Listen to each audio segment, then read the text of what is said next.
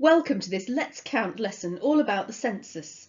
We're going to consider this key question: what is the census? My name is Alison Hopper and I'm delighted to be taking you through this lesson to help you to find out more about the census and how incredibly important it is to us in the whole of England and Wales and also in our local areas. Have you heard of the census? Do you know what it is? At any point during this lesson, you may want to pause the recording so that you can go and do some research for yourself, to think about a question or to complete an activity that your teacher has set for you. In this lesson, as well as finding out about the census, we're going to look at some information from the census and use it in our work.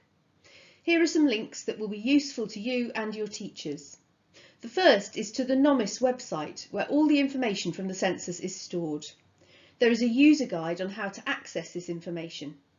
The NOMIS website allows you to find information about different areas of England and Wales, so you can search for the data relating to where you live or where your school is.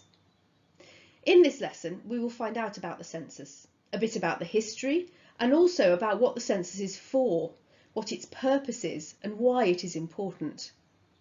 We're going to look at some information from the census, and you're going to gather your findings together and present it in an information text. We'll find out more about that as we go on. Hopefully you will also use the NOMIS website to search the database. Data is information, and the database stores it in a way that it can be organised and searched so that we can find out exactly what we want to know. If you want to do some research yourself on the census, then now is the time to hit pause, because we're going to find out about what the census is in the next few slides. So what is the census all about? The census is a count of all the people and households in England and Wales. A household is all the people who live in a particular house. The census is held every 10 years throughout England and Wales, and it's been held every 10 years since 1801, except for 1941, which, as you probably know, was during the Second World War, and it wasn't possible to organise and hold a census in that year. The last census was held on the 27th of March in 2011, so if your date of birth is before the 27th of March, then you appear in the last census. So how is a census carried out, and what will happen in March 2021? Well, every household is asked to fill in a questionnaire, and the adults answer questions about different aspects of their lives. The questions collect information about all the people who live there, what they do, their jobs, how healthy they are, whether they own a car, what language they speak, and lots more. The information collected from all households in Wales and England is then returned to the Office for National Statistics, and we'll find out what happens to it later in the lesson. This is not a new idea though, and throughout history those in charge of countries have been interested to find out about the people who live there. Nearly 4,000 years BC, the Babylonians, who lived in an area that we now call Iraq, took the first recorded census that we know about. They wanted to know how many people there were and whether there were enough resources, like food, to keep their people safe and healthy. Some other people who were very keen on taking a census were the Romans. They assessed the population so that they could collect taxes from them, and that assessing is where we get the word census from. You may have heard of the Domesday Book. This count was carried out by William the Conqueror in 1085. He wanted to know about all the people in his country and to find how much land was owned and farmed. The king sent royal commissioners around the country to find out the information that he wanted. It was a huge task. If you know about the Christmas story, you may know that Mary and Joseph had travelled back to their hometown to be counted. They were travelling back to be part of a census. So there is a lot of history to the census, but we're going to think about the census as it is now in England and Wales. The census gives us a detailed picture of the population in England and Wales. It's unique because it asks everyone the same questions on the same day in March, giving a snapshot of the population and making it easy to compare data and information from different parts of England and Wales. The census is run by the Office for National Statistics. They work really hard to prepare the questions that go into the census questionnaire for all households in England and Wales to answer. They record all the answers, and then they use the information to create graphs and charts, analysing the information, looking at it in detail to find out about our population and how our society is changing. Their job is vital. So what happens to this information after the Office for National Statistics has analysed it? All the information goes both to the central governments in the capital cities, but also out to local government, health authorities, the people who run hospitals around the country, and other important organisations.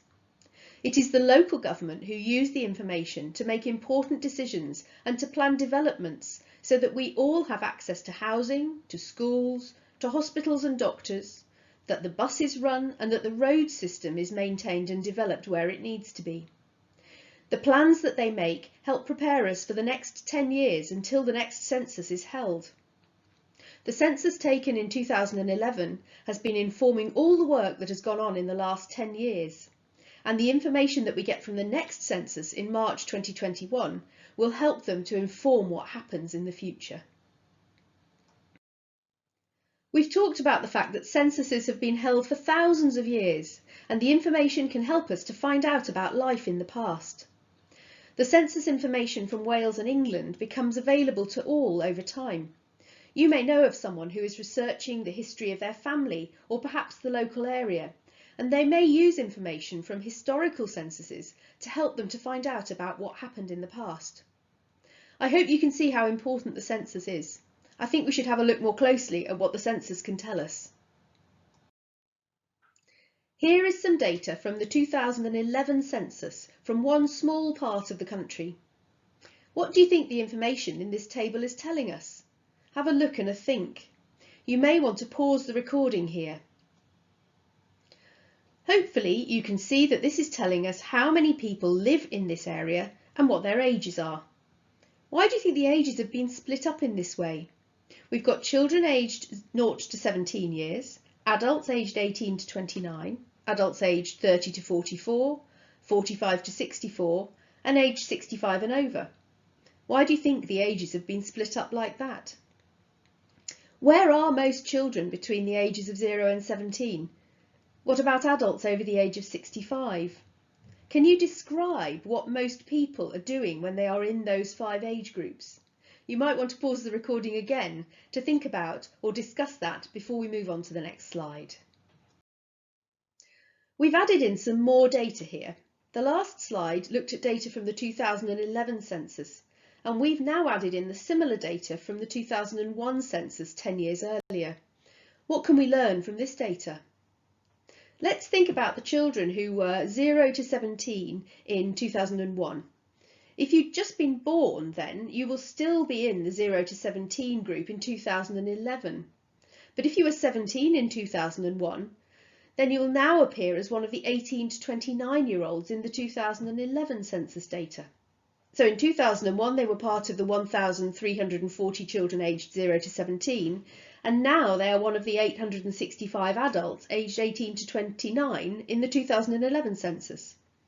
It's interesting to think about how people move around on this chart, and that someone in one age group in 2001 might be in a different part of the chart in 2011.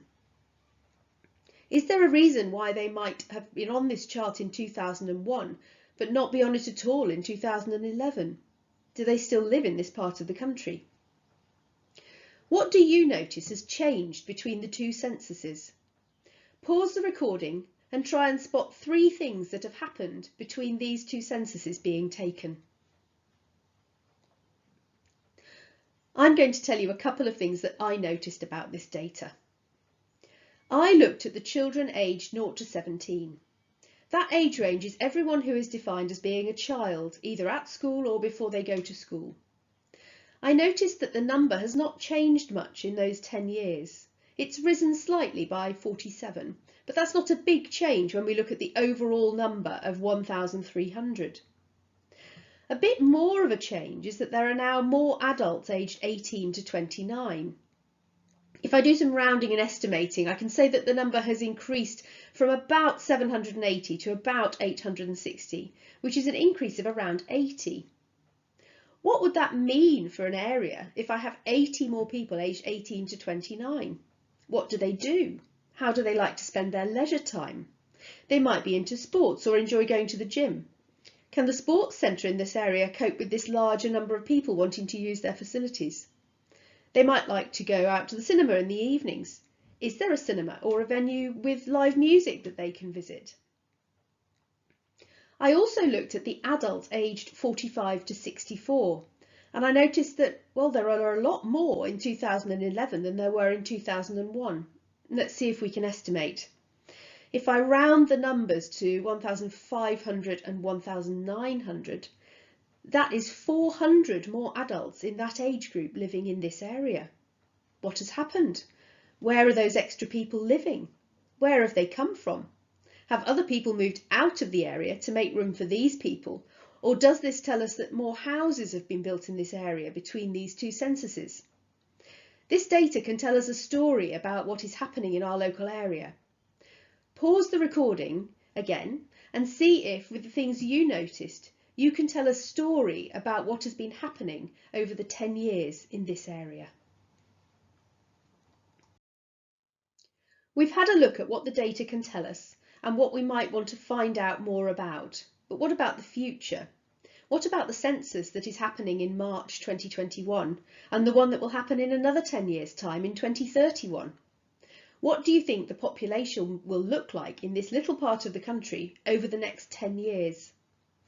Fill in those figures and make a prediction about what is going to happen over the next 10 years.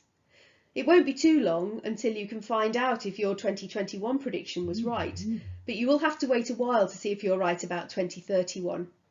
Pause the recording and think about how the population might change over the next 10 years, bearing in mind the stories you've already told about the data for 2001 and 2011. Let's just think about what we have done. We've found out what the census is, looked at some information from the last two censuses, and thought about the story it tells of this small part of the country. This information is passed on to local government and local councils by the Office for National Statistics. It is looked at by the people who look after these areas of the country to see what the information tells them about how their local areas are changing and what they need to do. Are there improvements to services that they think need to be made? And can the data support them in making those decisions? What if we want to look back at historical data? We can look back to data from previous censuses by using the NOMIS website that we mentioned earlier. The link is on a previous slide. What do you think the data would have looked like 40 years ago? Do you think the numbers would be the same? What about the area you live in? Are there new houses in your area? If so, why do you think more people want to live in your area? And what else has changed to meet the needs of the increased number of people living there? You've already considered what things might look like into the future. This is the same data but presented in a bar chart. It is interesting to compare the two different representations of the same data.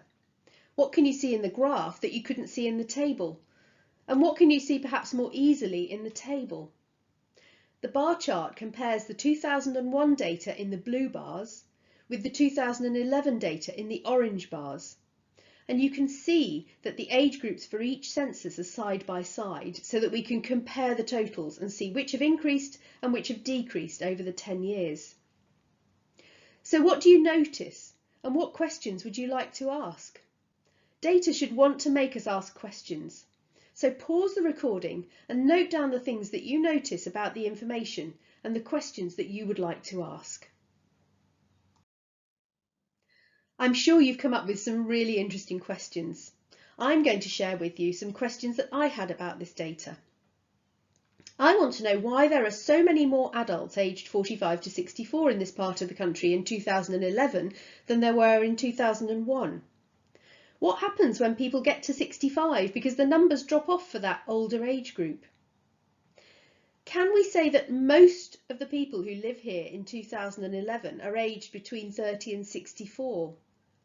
Can we say that these two orange bars represent most of the population in this area in 2011?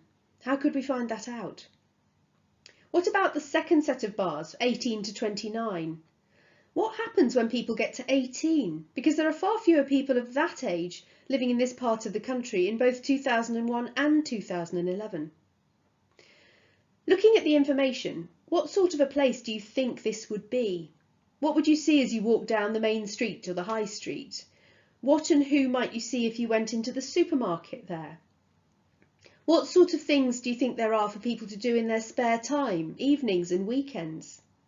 What do you think people might complain about? What do they think they need more of? You might want to pause the recording again and discuss the answers to these questions and of course the ones you've asked.